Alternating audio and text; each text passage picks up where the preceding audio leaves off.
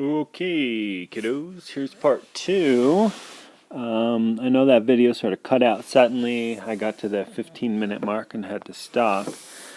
So, three examples of convection. We have, we talked about these. Okay. Radiation we talked about. Conduction. So, basically for conduction, the two objects have to be in contact. Okay, have to be touching each other. And the two objects are the objects through which the heat is transferring. So if you get down to the nitty-gritty, convection is kind of like conduction because individual air molecules are transferring some heat to whatever, but conduction is sort of two large macroscopic scale objects that are touching and transfer heat between them. This one can be particularly uncomfortable. Yeah. Okay, next.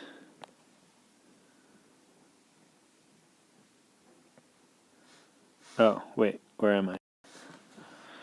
Okay, page 2. Got that under control. Let's see.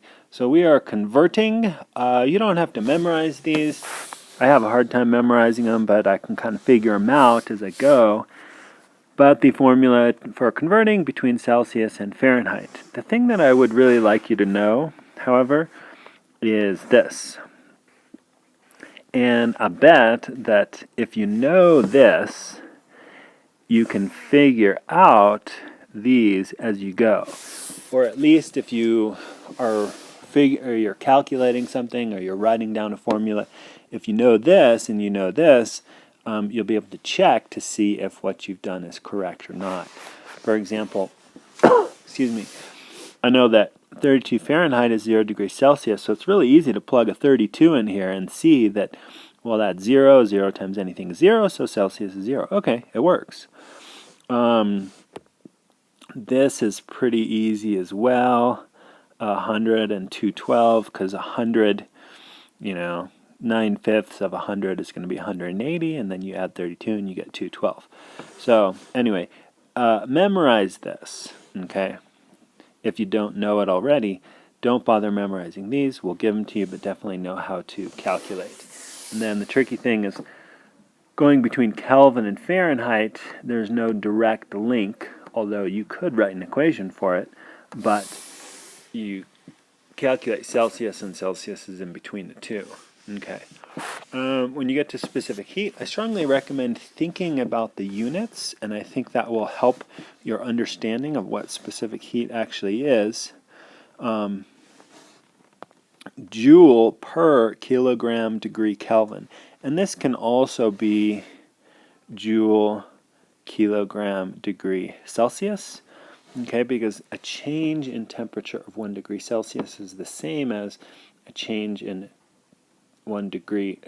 temperature 1 degree Kelvin.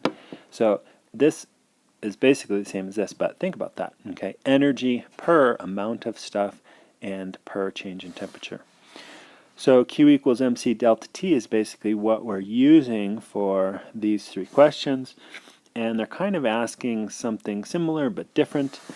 Basically, we have something in contact with something, and it reaches equilibrium temperature. Here we have, Here we have something in contact with something, and it reaches equilibrium temperature.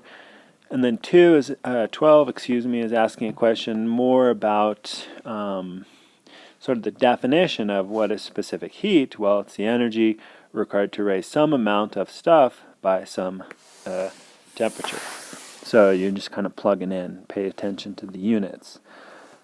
Let me mention two things about these answers. So for 11, we have 200 grams of lead, and it's placed into water.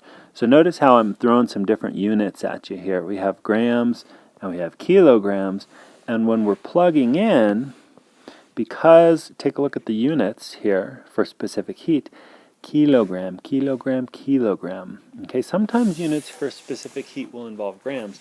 These are kilograms. So make sure you have mass in kilograms. That's what this is. If you're still confused about converting between grams and kilograms, please come into tutoring at lunch sometime. So MC delta T and MC delta T.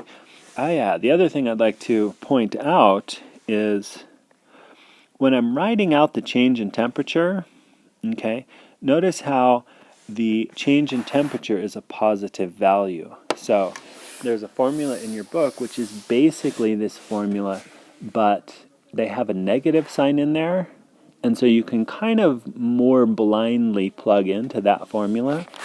With this, you actually kind of have to think about it, because you have to pay attention to the fact that if the lead is at this temperature and the equilibrium temperature is at this temperature, then you know that the water had to be above that temperature because this is in the middle of the two. So basically, when you're doing change in temperature, do the hot minus the cold and do hot minus the cold, and it should always work. So here we have answers, answers, answers, and pay attention to the fact that the temperature of the water was only slightly higher than the equilibrium temperature because water has such a high specific heat.